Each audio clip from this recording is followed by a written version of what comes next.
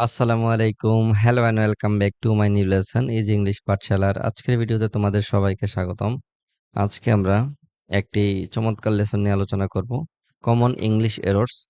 তো ইংরেজিতে কথা বলার সময় বা লেখার সময় আমরা ছোট ছোট অনেকগুলো ভুল করে থাকি। তার মধ্যে একটি হলো সাবজেক্ট প্লাস মূল ভার্বের সাথে এস বা ইএস যোগ করার সময় আমরা বুঝতে পারি না কখন এস বা ইএস হবে বা কখন এস বা ইএস হবে না।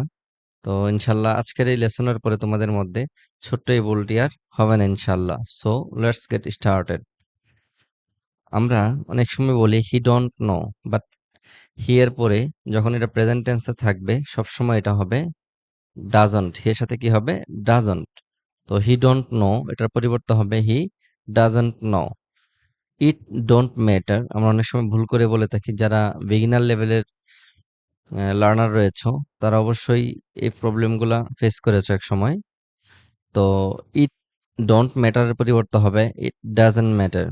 শি ডোন্ট লাইক টি, শির পরে ডোন্ট হবে না, হবে doesn't like tea. My brother don't play football. এখানে মাই ব্রাদারও একটা থার্ড পারসন সিঙ্গুলার নাম্বার, তো এই ক্ষেত্রে হবে ডাজন্ট প্লে ফুটবল।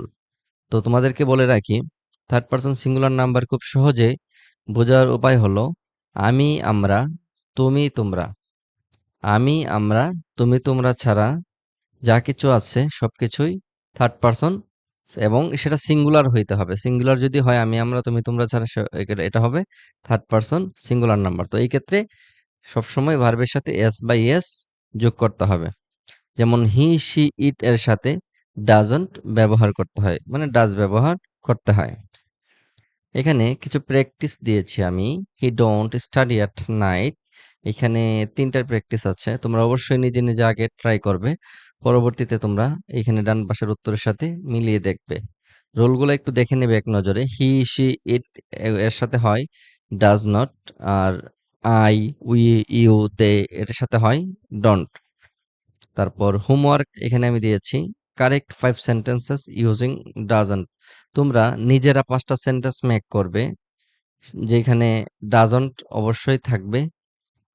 তোমরা যদি এরকম প্র্যাকটিসটা করতে পারো কমেন্ট সেকশনে, তাই আমি বুঝতে পারবো তোমরা পুরো লেসনটা খুব ভালো করে আয়ত্ত করতে পেরেছো। তো যারা আমার এই লেসনটি ফেসবুক থেকে দেখতেছো অবশ্যই পেজটাকে লাইক এবং ফলো করে দিবে, এবং যারা ইউটিউব থেকে দেখতেছো অবশ্যই চ্যানেলটিকে সাবস্ক্রাইব করে দিবে।